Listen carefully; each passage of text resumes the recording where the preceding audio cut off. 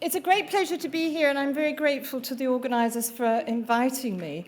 But I was asked to talk about DermNet New Zealand, and actually, I've almost never talked about it, and I started with a single slide and got a bit stuck.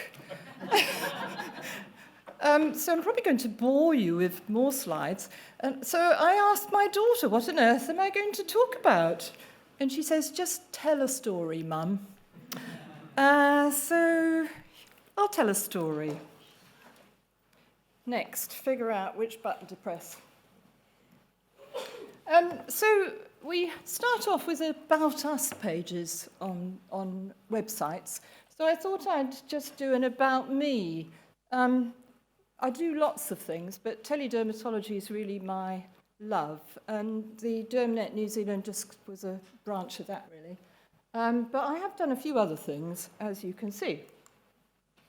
So I've got lots of conflicts because I'm founder and chief editor of DermNet New Zealand, and we take filthy lucre. So if any of you have any alternative to taking money from drug companies, please see me afterwards. But they are wonderful. They really are. They keep it going. So remember that. And I've got a usual list of rubbish to talk about. So this is the current front page of DermNet New Zealand, and this is a compromise. It is about to change to something a little bit more exciting. But you can see that it includes a Twitter from yesterday, so it is completely contemporary, when I had the privilege of meeting Lord and Lady Swinfen, who set up a worldwide telemedicine network 18 years ago, and it is the longest-running worldwide telemedicine network, and that's the House of Lords, where I had lunch yesterday. So my fame has spread further than this room. So you can reach it from various different website addresses, and we started off with one that's not there. That's funny. dermnet.org.nz. The current owner of the website is an independent charitable trust, and the lawyer rang me up with great excitement. He said, I've been registering charities for 20 years, and this is the first one that got through on the first go. So whoever it is in the government charities office understood that health information is really important. And I'm very grateful for the trustees, who are all my mates, and they're all dermatologists, for their support. So let's put the beginning in context. The first website, info.cern.ch, was launched in 1991. Tim Berners-Lee was the inventor of the World Wide Web. And it wasn't until the World Wide Web got going and CERN delivered it to the world for free in 1993 that the modern world began. In 1993, many of you may remember 1993, there were only 130 websites. Just think of it. We registered in September 1995, the same year as Amazon and eBay, 3 years before Google, 6 years before Wikipedia, 10 years before YouTube. There were 23,500 websites in 1995. By 2000, there were 10,000 health websites, but they are no longer counted, so I can't tell you how many there are now. But I can tell you there's more than 1 billion all kinds of websites. But we seem to have managed to say. So let's think back. 1995. You got a 0.5 megapixel digital camera. Just imagine. You could buy a DVD for the first time ever. Not many people had mobile phones, but those that did were carrying bricks with antennae. My first modem was a dial-up. You remember that noise? Bill Clinton was the president of the United States, but we were only interested in Mount Ruapehu because it erupted and we were on the slopes. We got down safely. So our resources in 1995 were basically printed journals, a few books, an Index Medicus. And you young ones out there, you have no idea. We were all absolute experts in complete ignorance. So the history of DermNet, these are some different screenshots. If you go into a website called Wayback, you can find, I think there's something like 762 screenshots of DermNet over the years in its various iterations. The most recent iteration has been going since about 2000 until the 6th of August this year when we changed to the new one. So we started really as a sponsored lunch when the, I think it was Shearing lady, invited the dermatologists to listen to the internet. And the first question was, what's the internet? And the second question was, who has email? And I'd had mine for about a week, and there were two others in the room. We had a talk by a nerd that nobody understood. But at the end of it, I talked to Shearing and said, you know, that's not a bad idea. We've got 100 printed information sheets in our clinic that we hand out to people. We could share that with the world. You know, we only hand out some of them about once every 5 years, so it could be useful. So we employed a summer student and uploaded the 100 information sheets and found a few pictures to add to it, which were scanned transparency slides, because this is way before any of us had a camera that took pixels. And so it went on. So what we've done in 2006 is completely redeveloped the website to provide a mobile responsive content management platform. And that's unfortunately essential in 2016. But it's caused me a great deal of grief. From a one-woman operation, I now employ people. I have bills that go into the $10,000 a month level, and it's quite a new world for me, and I'm no longer in control. But that's what happens. And the only reason we did that really was because of Google. But we'll come to that. So in 2016, the top websites are these two, NIH, which has a global rank of 254, and WebMD, that has a global rank of 389. How healthy are Clinton and Trump? The top 10 dermatology sites, DermNet New Zealand is the number one according to Alexa.com, but we have a global rank of 36,893, which indicates that this audience is not typical. So a few figures. This is my bragging bit. There are 360 visitors online right now. There are 2,300 skin topic pages, 25,000 clinical images, and I think that's a typo. It's supposed to be 42 million page views in the past year. So that's quite an achievement, really. So how do we know whether a website is worth visiting? Well, since we're going to the number one health website, NIH, I thought I'd look at what they say. And they say 5 quick questions can help you decide whether the site is a helpful resource. Who? Who runs the website? Can you trust them? So I guess some of you must trust me, and I'm not quite sure why. What does the site say?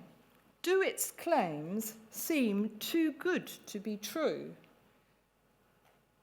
When was the information posted or reviewed? Is it up to date? And this is the most embarrassing bit, because many of our pages say 1996. So I do depend on you to draw to my attention if there are serious errors and omissions. Part of this huge spend up getting rid of all the resources that we own, is to actually pay a few people to update the pages, because I can't do it anymore. I cannot keep up. Is that a dermatologist? Is it a medical writer? Is it somebody writing in and saying, you've got this wrong? And usually it's just a typo that's been there for 20 years. So please help. Let me know. And then we can prioritize that job. Where did the information come from? Is it based on scientific research? Well, as you know, there isn't much in dermatology, and most of what the Cochrane groups have looked at has insufficient evidence to support it. So it's come from my head, really. So if again, some of it is evidence-based and comes from other journals and books, but you know that they just repeat somebody else's rubbish that has been repeated over and over again over the years. So I really was hoping that by now this resource of information would actually have more facts than factoids. So again, if my pages are out of date and you have some real information to give us, please let me know so we can share it with the rest of the world. Why does the site exist? Is it selling something? Well, I don't know why it exists. And we do try and sell something, but we don't actually sell very much, which I will come to. And so our aim is to provide authoritative information about the skin.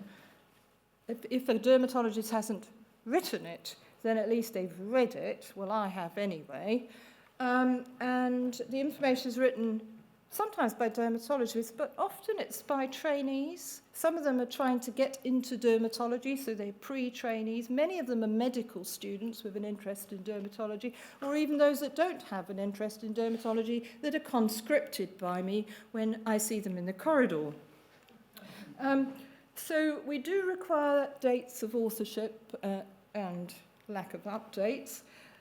Being readily accessible, I suspect, is why DermNet New Zealand has been a success. There's no charge, there's no password to put in, and the navigation is straightforward, or at least I thought it was until Monday, and I'll come to that one as well. Plain English. So we wrote this originally thinking that our audience was consumers, patients.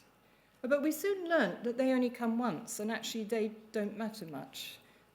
We're dealing to everybody on the planet that has any interest in the skin. So that includes a dermatologist, a school student, a librarian, a pharmacist, a pharmacologist, a pediatrician, a nurse, a relative, a friend, a nosy body.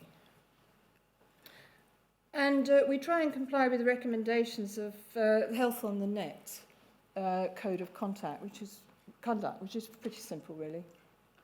So values, it will remain free while I'm still alive. I hope it'll remain user-friendly and plain English. We have 100 or more language translations by Google, bless its socks.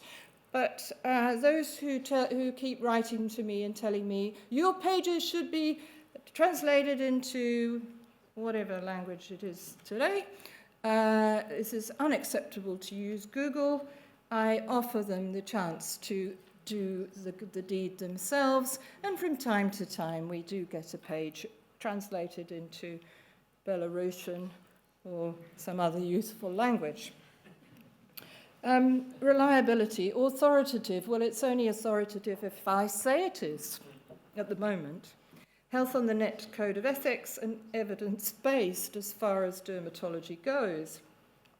So ignorance is unacceptable and the patient is empowered by knowledge. So those are kind of principles by which I've had to defend the website against a degree of criticism in the old days, at the beginning, when people saw the internet as dangerous.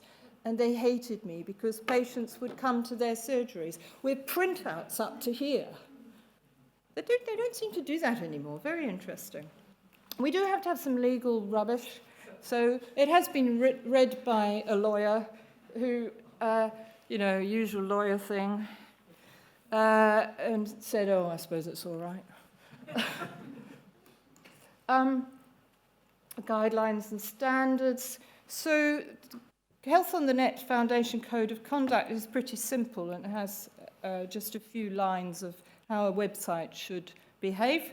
Usability.gov is fantastic. So if any of you are writing web pages, I do recommend that you go to that resource because it tells you things like how to write a bullet point. And do you put a capital at the beginning and a full stop at the end or not? And that is very controversial. And the New Zealand government has a web toolkit, which one of these days I'll get round to reading. So these are the HON Foundation rules. Basically, to be authoritative, you have to say who the author is. And so if it's a medical student, we know it's good because they're very good at researching. Complementarity. We're not offering telemedicine on this, or at least teleconsultations. Privacy. Well, we don't have any personal data submitted to the site, so that's okay, apart from the images, and I'll come to them. Attribution. Therefore, we're supposed to have references, and we've got a few. Justifiability. Backup planes. Well, that's difficult. Transparency. That's usually fairly straightforward. Financial disclosures, we certainly identify our funding sources, and as a charitable organisation, that's in the public record, if you want to dig into it. And clearly distinguish advertising from editorial content, and as many of you know, that's actually quite hard to do at times. Usability.gov is really about the formatting of a web page, the information and how you deliver it to the reader. The New Zealand Web Toolkit is a bit similar, only I haven't read it yet, so I can't really say that.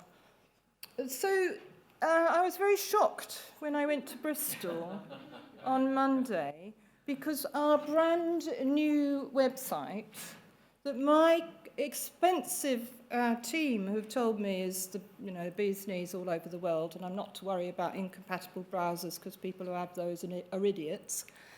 Then I go to Bristol and I think, I'll just look something up, as you do, And I discover that the keywording on the topics page doesn't work. Because if those of you who are in the NHS, are you all on IE8? Pretty much, right. Well, I suppose the world will move forward, but ours is optimised for a more modern browser.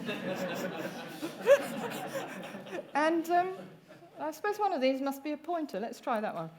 If you type in here, the stuff underneath, well, here we are. I started writing granuloma annulare because I wanted to look something up about that.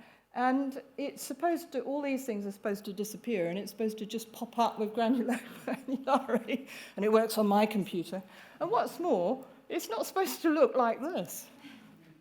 So I instantly took these screenshots, sent them to my web developers, and said, you were supposed to have a notice pop up to tell people when it was an incompatible browser. So sorry, folks. The notice will appear next week, and you'll be constantly annoyed by it. This is an incompatible browser. So I said, well, can't you make it compatible? And they said, no, we can't. So there we go. Resources. Well, resources, of course, we mainly use old-fashioned textbooks, PubMed, Medscape. I'll just mention ICD-11 Beta, because that is very handy for finding synonyms of things. And it does say at the bottom, this is not final, it's updated daily, it's not approved and not to be used, but it is really handy, and I'm very thankful for Robert for his efforts in the dermatology thing. So we do have more than 2,000 topics, diseases, conditions, dermatopathology, procedures and treatments.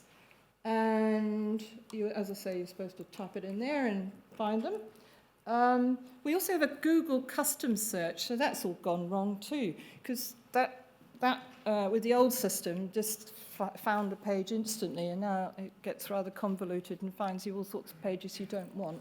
So I'm not quite sure how to fix that. So it finds images, and it's not supposed to, because you're supposed to click on this button here to find the images. And if you do click on, we'll come to that. You see it's not in order. So the topic pages, they basically are all formatted fairly similarly. Some of them have ads. If you're in the UK, you may not see these ads. Lucky you. If you're in America, you see lots of them. Good source of income. And illustrations, which have these are thumbnails, and they're pretty low quality. So if you want something a bit better, then you click on them. So the topic structure is that we have synonyms, the name of the author, if we can remember what their name is, definitions, epidemiology, pathogenesis, clinical features, investigations, treatments, and outcomes is a standard list. We try and throw in some references and resources. So if you click on the tab that says images, you get all the images that are labelled with that keyword. And we're about to expand our image bank enormously, which is another little story. Yesterday, I sent an email to the university student person, said, I'm offering an internship to a medical student who is passionate about dermatology. And within 2 hours, I had 17 applications. So we took it down. My daughter has now got to sift through them. Very exciting, all these people who are passionate about dermatology. And they're going to be in my living room. I decided I'd have 3 after that instead of 1. It'd be much more fun for them. And they're going to expand this image library.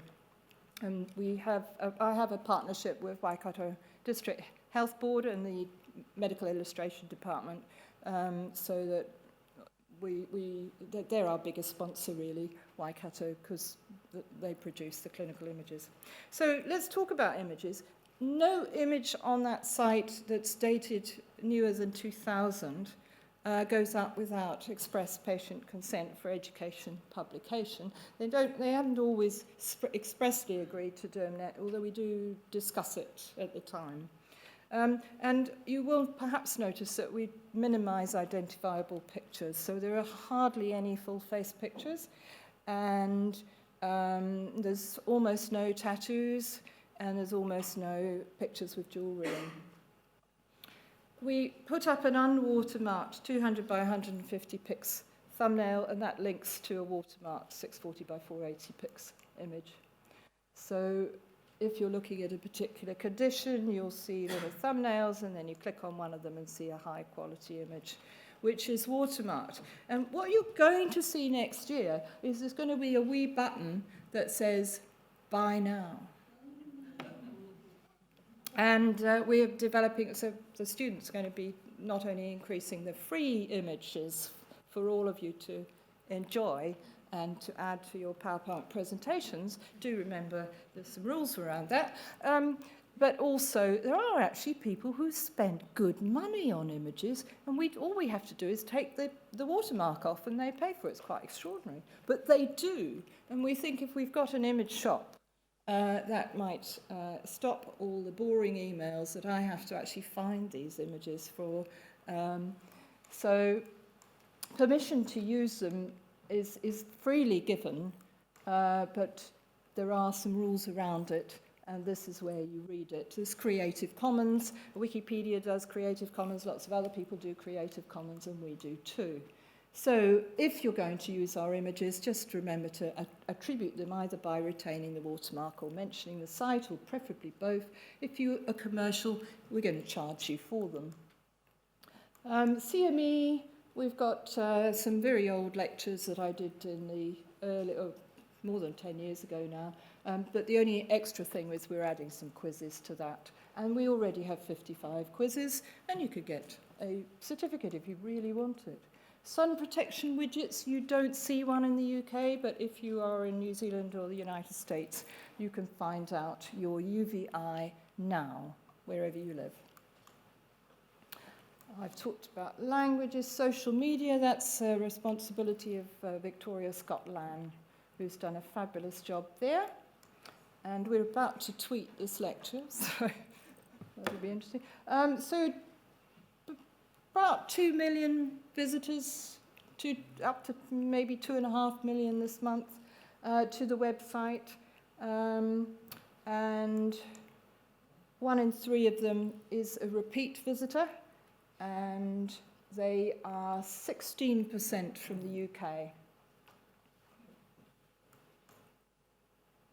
Mobile is increasing, so mobile and tablet between them are now 2/3 of all visitors. Desktop is much less popular these days, which is quite interesting, and it's the reason we had to change to the new system, because the old system wasn't compatible. So those are some figures. Most of them come from Google, some of them don't. These are some popular topics, usual sort of thing you know in dermatology. Right now, it's quite fun watching these buttons move. These people, the 350 or whoever on right now, you can see where they are and what they're reading now. I could do without the comments. So many. So I have a list of signatures, and the most common one to go out is, sorry, we don't provide a clinical help. So it's interesting how feedback has changed, because in the early days, people thought DermNet Museum was fantastic, and they used to tell us so. But now it's just kind of life as normal and what they expect. So I don't get those anymore. No one writes the stuff now. Instead, they write, please help me with my terrible skin disease. So we are all still needed for our individual patients. Why we went to the new system was because of the mobile problem, and an email from Google that said we were 100% incompatible, which was a blow, because a lot of money later. And there are some benefits, that it looks different on different platforms, and there's some little tool tips which are quite handy. You hover over a word you don't understand, and it's supposed to give you some idea. So we're going to get rid of all the translations of erythema, brackets, red skin, because we don't need it anymore. You can just hover over it, and it'll tell you it's red skin. Disadvantage is money. And I'm no longer in control, and it's slower, and lots of errors have crept in. So I'll go even grayer in here. These people are very important to me. These are my colleagues that have supported me through the last 22 years, and I'm hugely grateful to them. I'm also hugely grateful to all the volunteers all over the world who have contributed to the website. Some of them are paid, but most of them are not paid. These are some of the paid ones, and these are some of the less paid ones, but I think everyone gets quite a lot out of it. They really enjoy it, and I get many emails from people saying, I got into dermatology, and it's all because of the page I wrote on DermNet. I can see time's up, and you don't really want... I'm also very grateful to this gentleman here, who's Professor Raimo Suhonen in Finland, because many of our best images were supplied by him. And the images have also come from some other sources. I've mentioned the Waikato District Health Board. Money. More, please. We do have commercial sponsors, and I'm awfully grateful for their support, so please support them in the usual way. These people are good because they get the ads in the States, which I don't have to look at, so that's great. But unfortunately, some of you do, and you will see ads all over the place. But remember, we depend on them. Future plans, we've got heaps of them. I'm really grateful to Richard Ashton, who'll be here tomorrow, and he is supporting DermNet by providing a tool which is going to match his book. So that's fantastic. And you'll be his book is the bestseller in dermatology. And this is going to be reproduced in some form on DermNet next year. I've written a book too. Put a plug in. Buy my book. No, don't buy my book. You don't need to. It's all from DermNet. But apparently some people still like to read paper books, so if they do, they're very welcome. So it's a derivative. And these are my favourite people who make it all work.